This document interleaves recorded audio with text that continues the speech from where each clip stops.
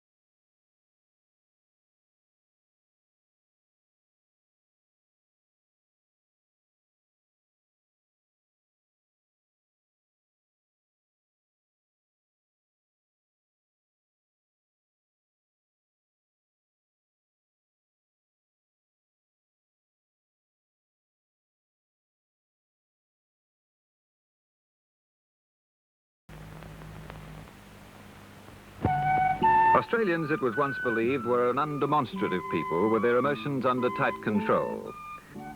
The Queen's visit in 1954 changed all that, if it was ever true in the first place.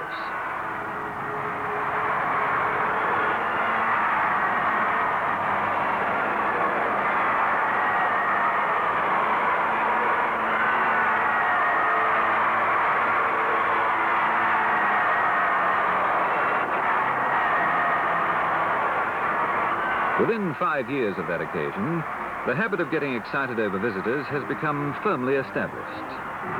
Get your smelling salts, quick, girls. This plane is bringing the king of swoon himself, Frankie Sinatra, and his daughter Nancy.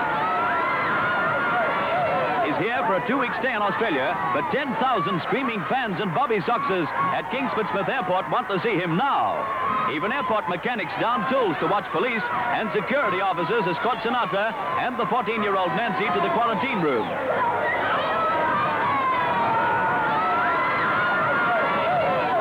Some of the crowd have been here for more than 6 hours, and airport officials say the reception is the biggest they can remember. Sinatra himself says it's the greatest welcome he's ever had, and he's not kidding. Sinatra fans have really turned it on in a big way for the man who is a top-line film star and crooner. Many flew in from interstate to be in the fun.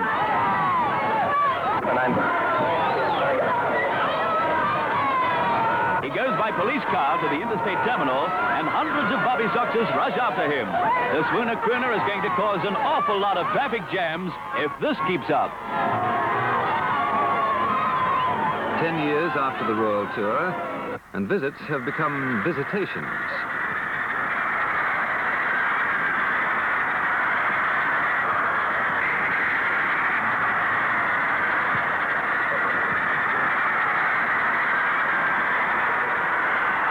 By 1965, Australians are no longer content to watch the performance. They're part of it, body and soul.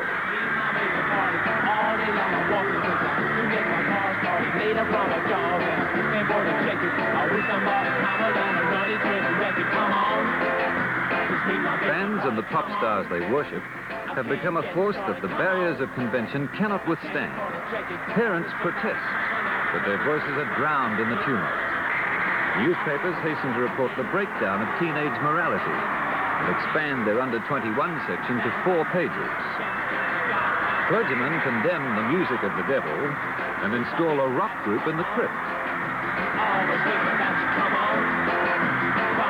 What has suddenly produced this worldwide cult, which seems to confuse the once clear-cut distinction between male and female, and which judges the success of entertainers by the degree to which they cannot be heard? In fact, although the deaf and reeling adult world may not remember it, and may not care to, fan worship is not the invention of this generation. Fans are simply people in frenzy, and there's nothing new about that.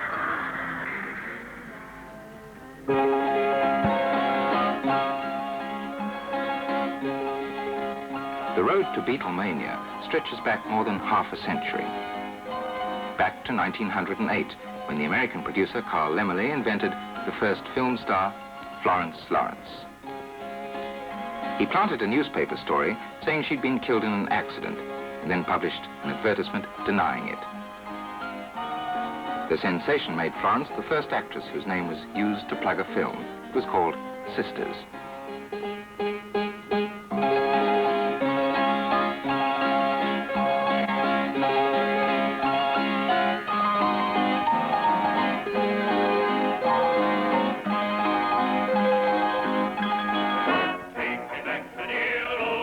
By the end of the First World War, three institutions were solidly established: the publicity stunt, the star system, and the machinery of mass worship. The combination had stunning power. By 1921, it made Charlie Chaplin the best-known man in the world. When he visited England, he got 73,000 fan letters in 3 days, and grown-up Englishmen lined the route of his train from Southampton to London crying, "God bless you." The early stars were already taking this kind of homage as their right. On arriving, in fact, Chaplin was reported as saying, "I'm a little shocked that the crowds here are not as large as I'd anticipated." He visited Venice, and for the first time in history, comedians ranked with kings.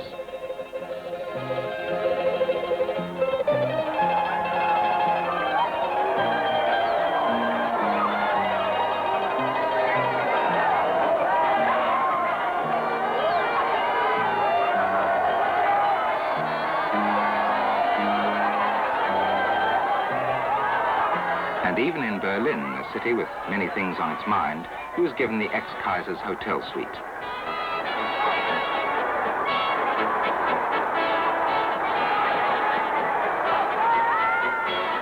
After 4 years of war, the world was starved of love. It needed a sweetheart. It cast Mary Pickford.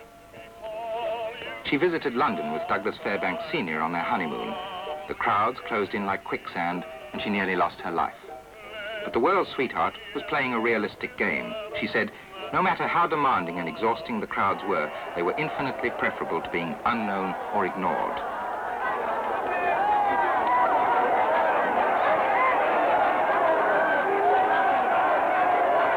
Behind Mary's angelic charm was a shrewd commercialism, so shrewd that one producer said she could easily have been president of US Steel. But the mobs wanted an innocent. Mobs usually do. Innocence was Chaplin's stock in trade too.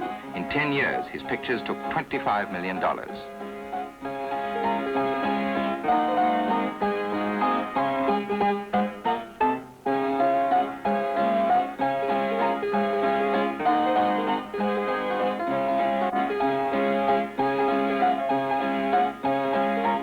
Chaplin's artistry was undeniable. But the war had left millions of spinsters, a vast reservoir of unfulfilled passion which dreamed of more masterful men. Rudolph Valentino added fantasy to fanaticism. He was publicized as the Latin lover, the sex menace. Women were tired of clumsy, unsophisticated goodies. What they fancied now was a touch of competent evil.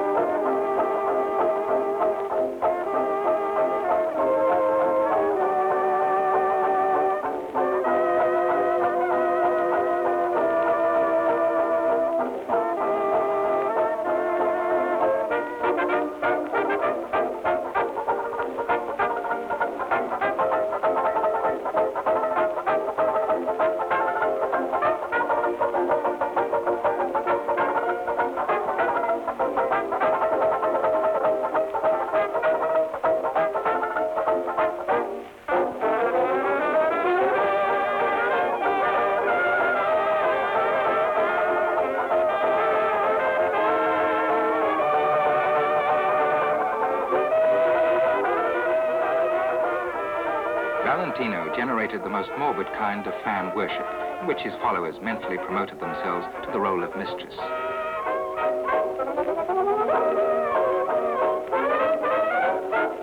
Everybody started to behave like someone else. Women went exotic in veils and drapery.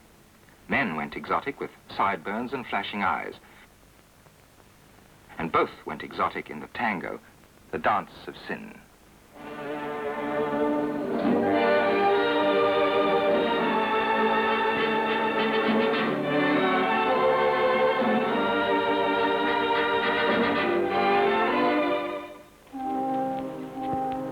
And then Valentino died of peritonitis. The premature death of the idol is the most romantic of fan experiences. And along this 50-year road, it recurs again and again. Hysterical grief caught hold of the world. Countless women imagined themselves into demented extremes of mourning. 90,000 came to see Valentino lying in state. The police had to break up a riot, and 2 women committed suicide outside the hospital.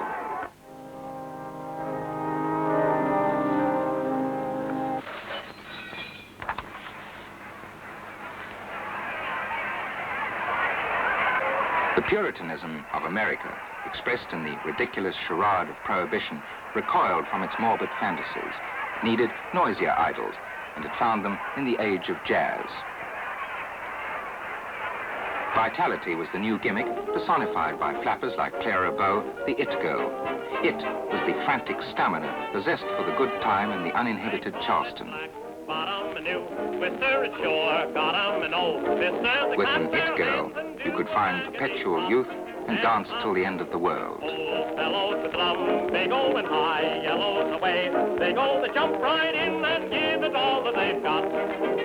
They say that when that river bottom covered with ooze started to whirl couples dance, that's the movement they use. The Wall Street crash of 1929 looked like the end of the world. But America recovered. For a while, there was a hangover of conscience, a sense of guilt, followed inevitably by a quest for a new purity.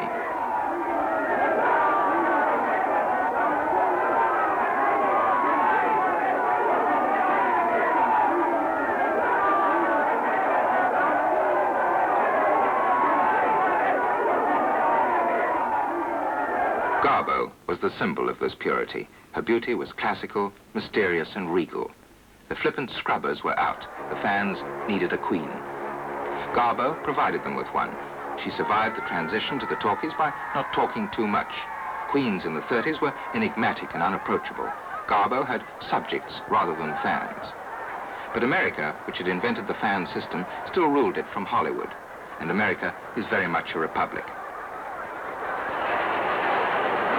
Queens were all right for Europe, but it was time to return to the good old American ambition of marrying the boy next door, the he-man next door.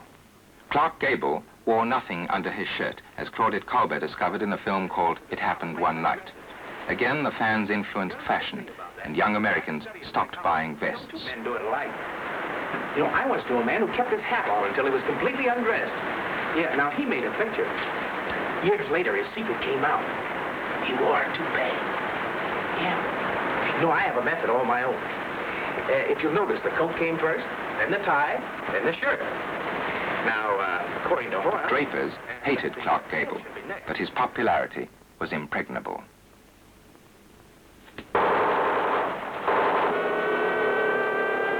Sharing Gable's glory at the premiere of Gone with the Wind was his wife, Carole Lombard, but she too was to die violently in an air crash. Again and again in fandom, the old saying is ruthlessly borne out, whom the gods love die young.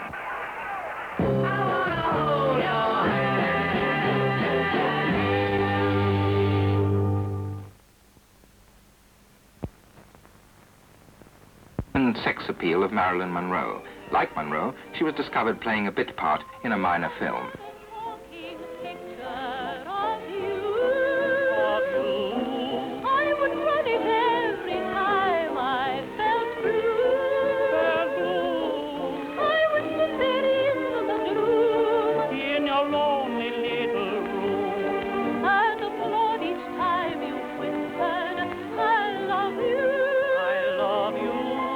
She was the first platinum blonde, and her fans started a hair dyeing boom which has never stopped.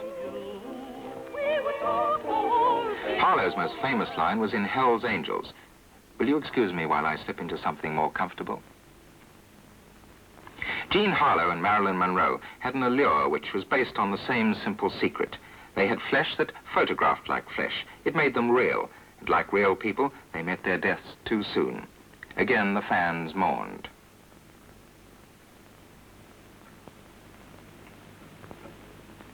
But soon there were millions of others to mourn.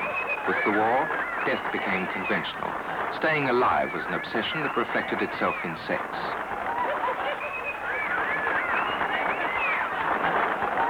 Bob Hope was only telling the simple truth. I just want you boys to see what you're fighting for, that's all. War increases women's vanity.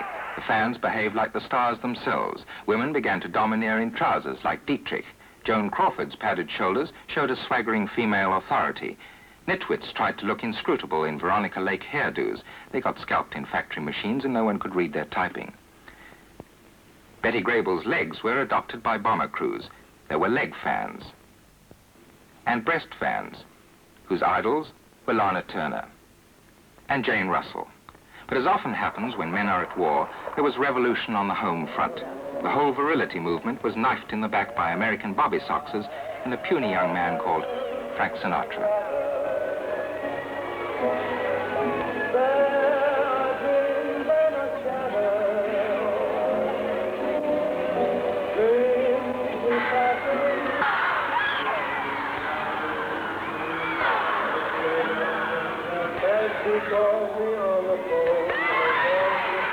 George Evans, a New York publicity man, planted 15 girls at a 1941 performance by Sinatra and told them to scream. And while the Beatles were busy being born, the screaming era began.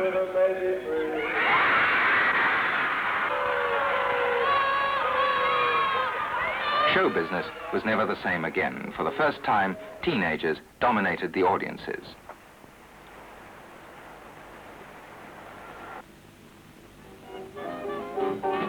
I cried for you. With Sinatra, the record industry loomed as a deadly threat to the movies. Hollywood used an ancient tactic. If you can't beat him, join him. And Sinatra was recruited for the films.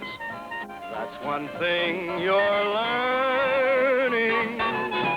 I cried for you. What a fool I used to be.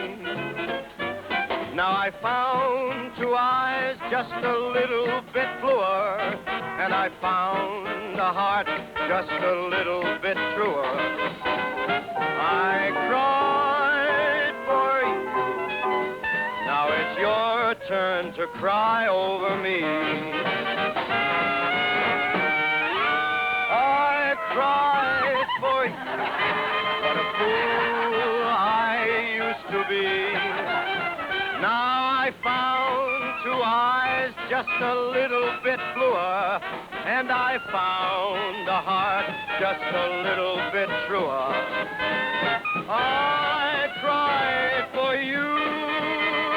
Now it's your turn to cry over me.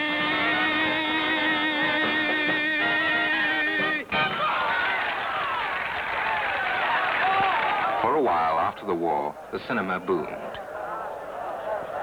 Then the decline started. Cinemas everywhere were driven out of business, while record sales mounted. By 1952, Johnny Ray was the top seller, supported by a network of induced delirium. It set the pattern for all subsequent exploitation of pop fans.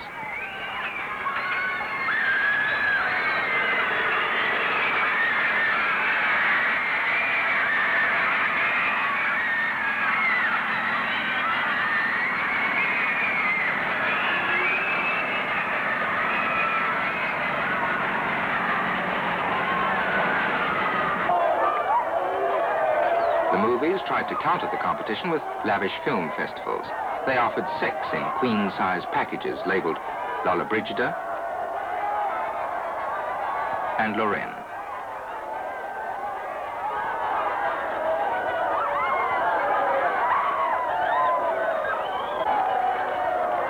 But cinema sex was still remote, precarious. Marilyn Monroe was one of the few actresses who could make it seem real.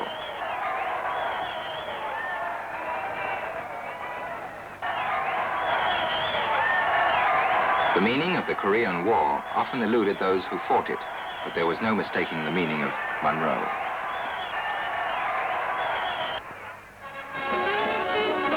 Marilyn's sex appeal was wider than anyone else's because she could even play slapstick comedy without affecting her powers of attraction.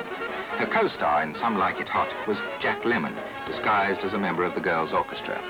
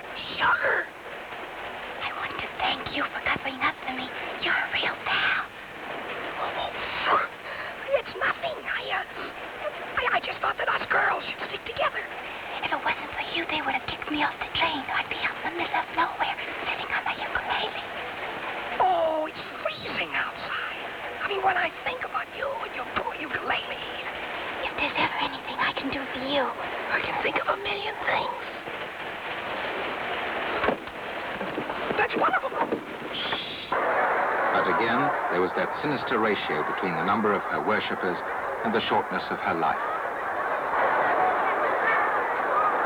Marilyn Monroe was unstable, over-emotional, and doomed.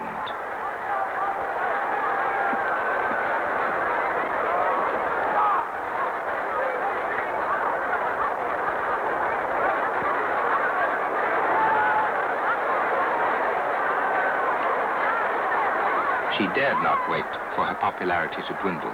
She was beautiful and afraid, and she killed herself. How to coax youth back to the cinema? Marlon Brando and James Dean spoke now for the younger generation. And young people accept them as models of behavior and revolt.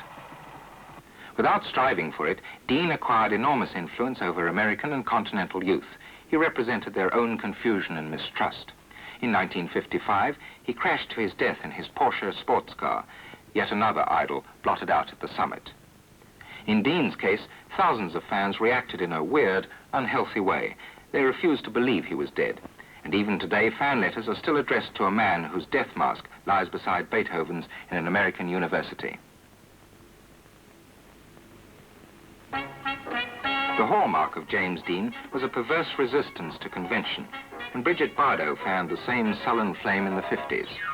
Bardot marked a genuinely new development. To be a success now, it was no longer necessary to have any particular talent. You just had to typify something. An American sociologist has said that the basis of the fan craze is very simply self-worship. Bardot was no more and no less than thousands of other girls, and so it was easy to adore her and to imitate.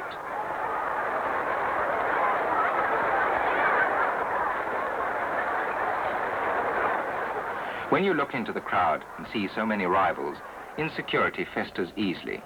Bridget Bardot, the girl who was everybody, tried to commit suicide by cutting her wrists.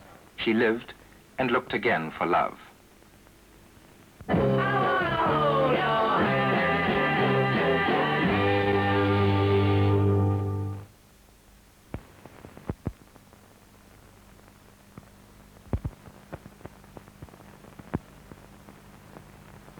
To be a star, you might as well have a glass bedroom. Elizabeth Taylor's interest as a film actress is a subordinate part of her fame. What thrills the public are her repeated marriages and divorces. Marriage go together like a horse and carriage. When she married Richard Burton, her fifth husband, she was badly injured by a crowd in Boston. Fan statistics prove that a star's male increases considerably after a divorce. But maybe there is a limit. If you're in the middle of a mob, what can you read from their faces? Will they love you tomorrow, or will they loathe you?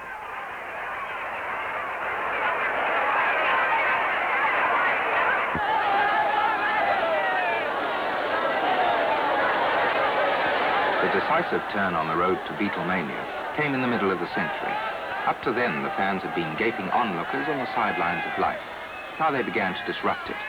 What post-war youngsters wanted was action. Bill Haley gave it to them in the form of rock and roll, the crudest, most primitive music ever sold to a paying Western audience.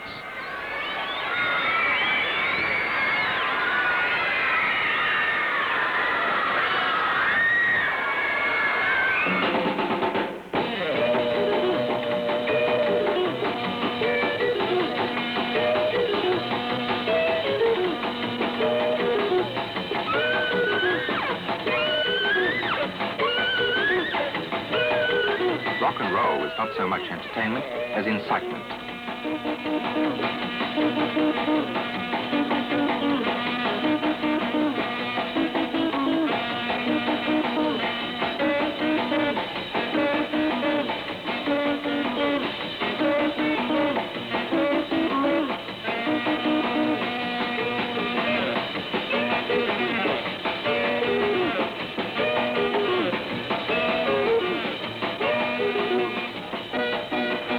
Were smashed up by jiving fans, and the words rock and roll began to stand for wreck and riot.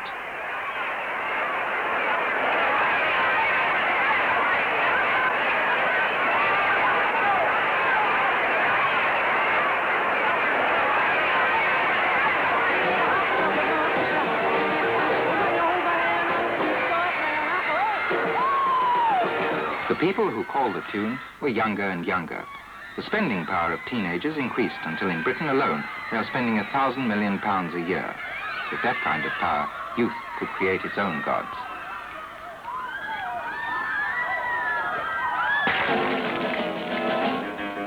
Baby, let me be your loving teddy bear.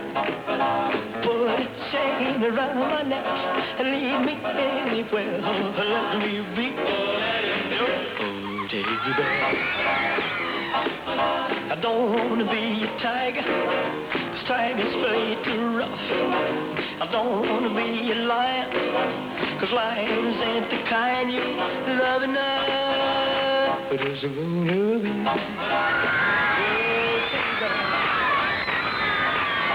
put a chain around my neck and leave me anywhere. Oh, let me be, oh, baby bear. Baby, let me be around you every night. Run your fingers through my hair and cuddle me real tight. Oh, let me be, oh, teddy bear. I don't want to be a tiger, 'cause tigers play too rough. I don't want to be a lion, 'cause lions ain't the kind you love enough. 'Cause I wanna be your teddy bear.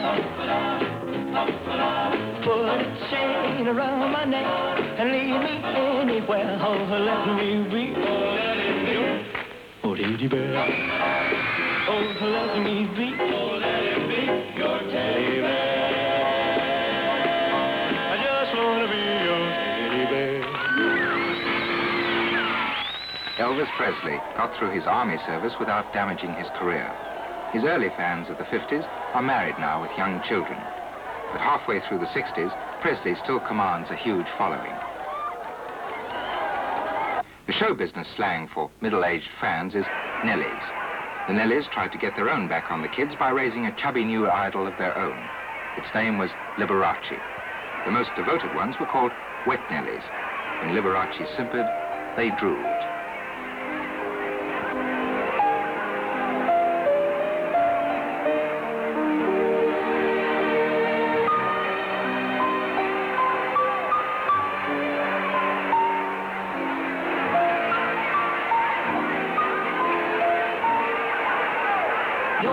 Cave dweller lived in a cave. This is what he did when he wanted to rave. He took a stick and he drew on the wall.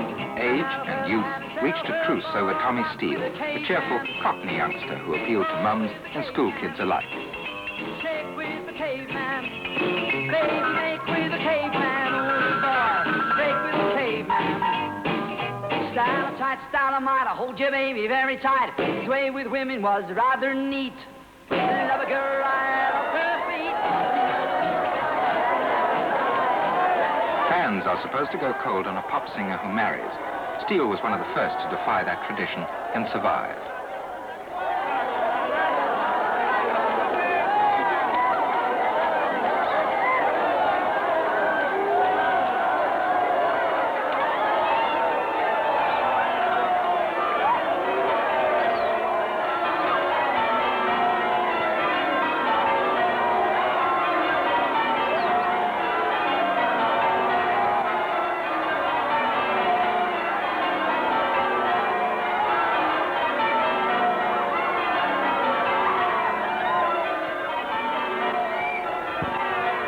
The man who built up Tommy Steele is John Kennedy, now a publicity consultant. He has some fearsome memories of fans they met in South Africa. When we were riding in Cape Town, there was something like 16,000 fans waiting to greet us.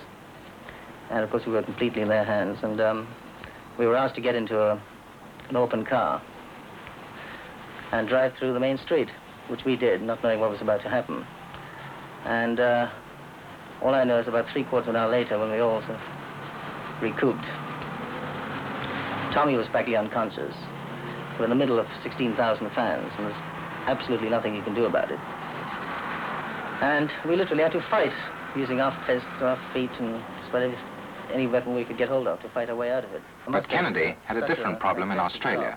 How to build up Steele in a country which had never heard of him. So then, of course, I had to take control immediately.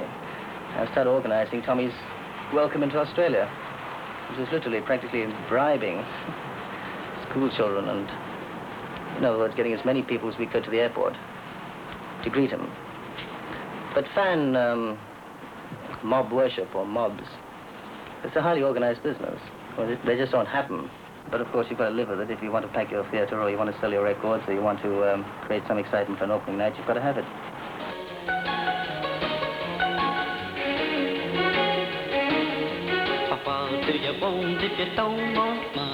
The American domination of the fan system was finished. One by one, British pop stars took over the market. Marty Wilde, Vince Eager, Billy Fury, Adam Faith, and Terry Dean. Fans are fickle, but many thousands stay loyal to Cliff Richard, the grand old man of the pop world, veteran of many a royal encounter.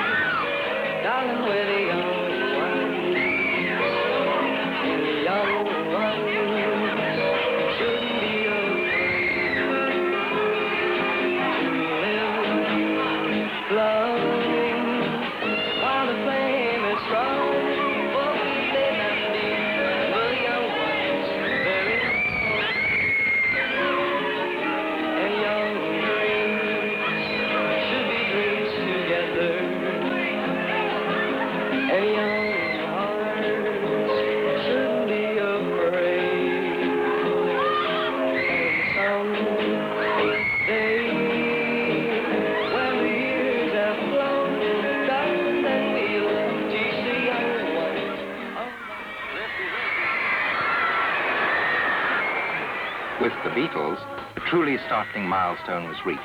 The will of the fans had finally produced what amounted to a dual monarchy.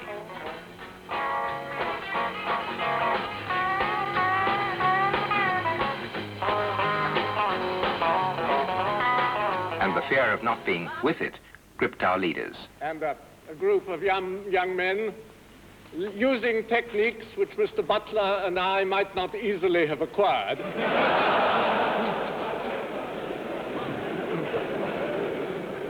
Have made them absolutely sure that there will be no dollar crisis this year.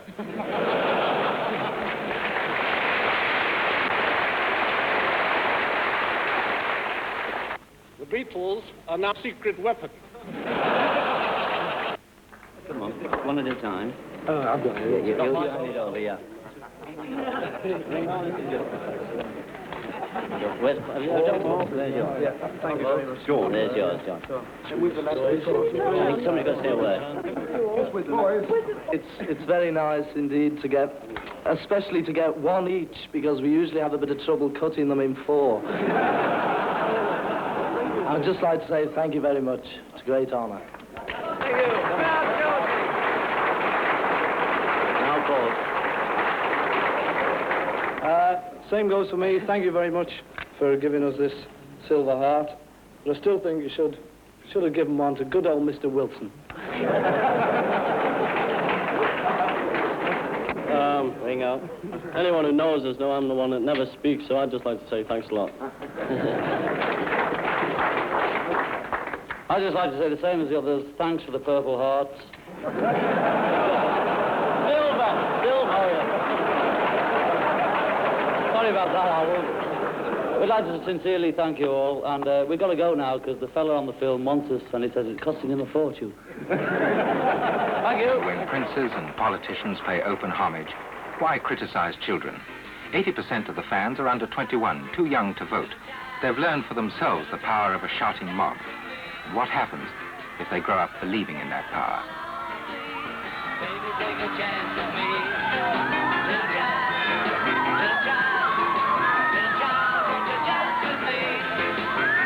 In Holland and Australia, the Beatles had a stand-in drummer for 12 days, Jimmy Nicol. In those 12 days, he received thousands of letters from typists, telephone girls, convent schoolgirls, and married women. Remember me. Come back to me soon. 12 kisses from my husband and me.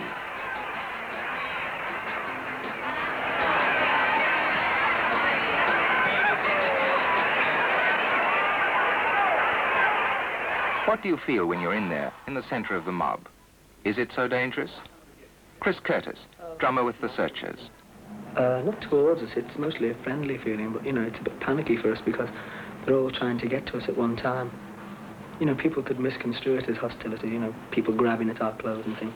It's really a friendly feeling, but that's the only thing, you know, panic. And when there's no police there especially, you know, we find it a bit troublesome. Does the star have to keep an eye on any particular section of the crowd? Usually. There's teenage girls, you know, they want to get closer to you, you know. Older people just stay away and they just want to see you from afar. But teenage girls are the trouble. But, you know, good trouble. I like it myself. I like being grabbed and all that, yeah. I think most of us do, you know, if the truth are known. Is there a point at which the fans' attentions begin to arouse resentment? They stay outside our flat a bit, you know, in London. Some kids camped there once, you know, which didn't amuse the caretaker. She's moved on now, by the way. They'll be happy to know. They wrecked her life, and they wrecked the door. You know, they carved their names in the door. Deanne loves the Searchers and everything, you know, all this game. But it's just one of the problems, I think you'd call it, of, you know, being in this business. You gotta have it. The caretaker couldn't stick it, she moved on. But I wouldn't move on, you know. Poor old caretaker.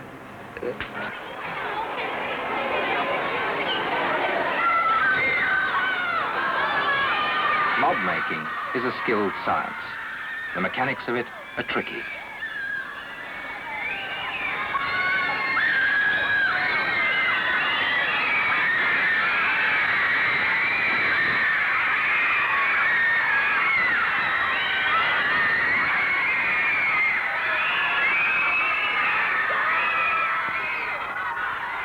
Andrew Oldham was a publicity man for the Beatles. He is wealthy at the age of 20. Now he co-manages the Rolling Stones. You have to be concerned 100% with anything of your artist that reaches the public directly, whether it be their records, their publicity. Their fan clubs is just as important. It's a point which hits the public. Therefore, you have to be in control.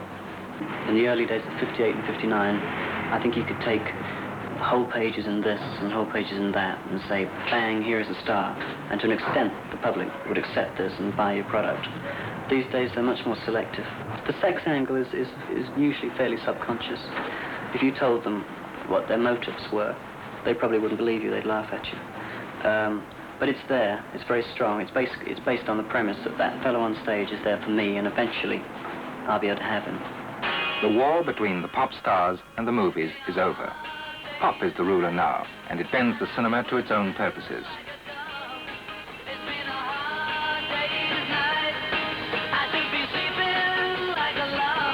We are the most literate civilization in history, with the best communications. We have the machinery now to turn out endless millions of mass-produced fans.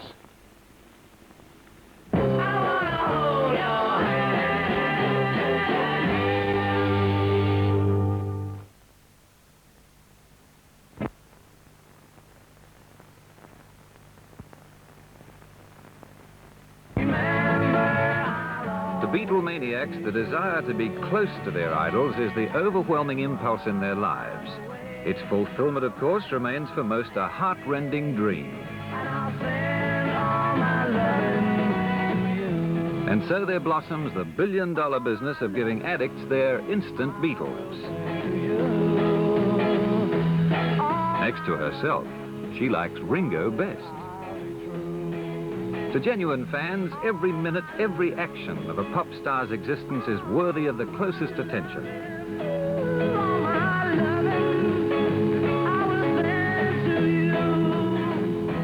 Their press conferences are as eagerly awaited as those of outgoing prime ministers or incoming presidents. Are you individually millionaires yet? No, that's another lousy room. I wish we were. Brian Epstein a millionaire. No, even he's not one, poor fellow. Where does all the money go? Well, a lot of it goes to Her Majesty. She's a millionaire. Film stars' weddings still stir up excitement, even unglamorous stars like Peter Sellers. Wonderful, wonderful, wonderful. Is he going to make you a good husband, do you think? Oh, I know. He will be the most perfect in the world. How do you feel, Peter? Well, pretty great today, I must say.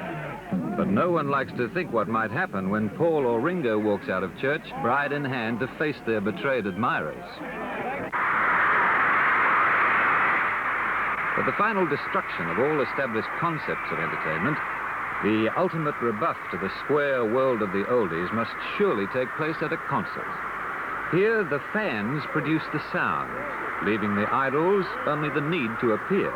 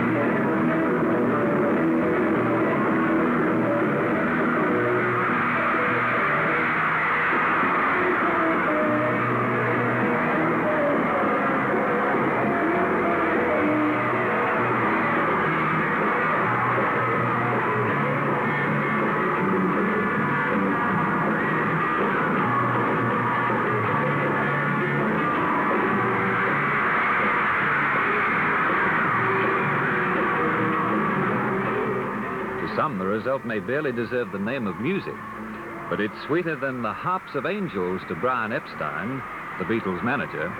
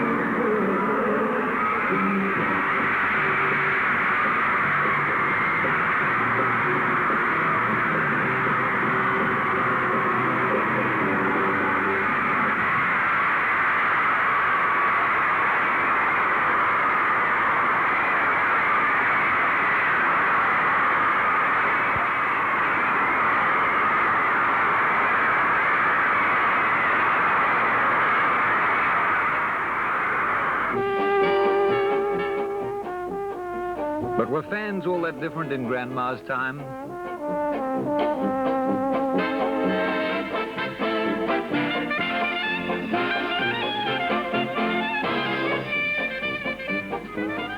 Were they really that different in Mum's day? World on a string, sitting on a rainbow.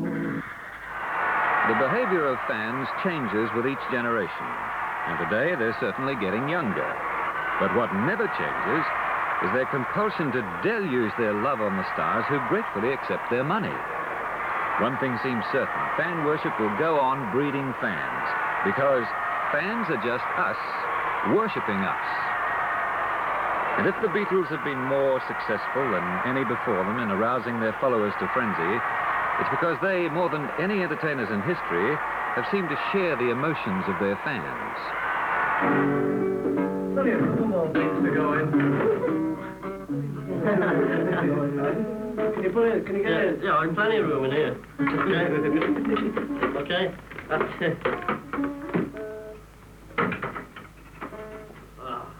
In their unremarkable background, their unlikely success, their casual acceptance of it, and above all, in the adolescent yearning of their songs, they are one with their admirers, thumbing their noses at a hard, unsympathetic, uncomprehending adult world.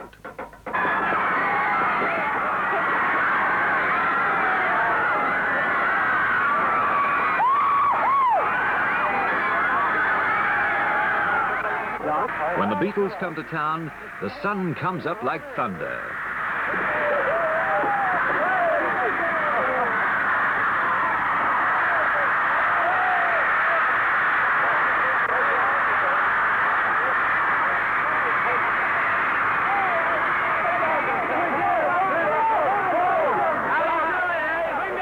When they leave, it sets on a darkening world.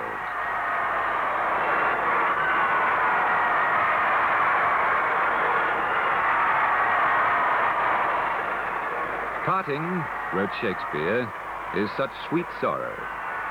After 400 years, the sentiment is still good for at least 1 million copies.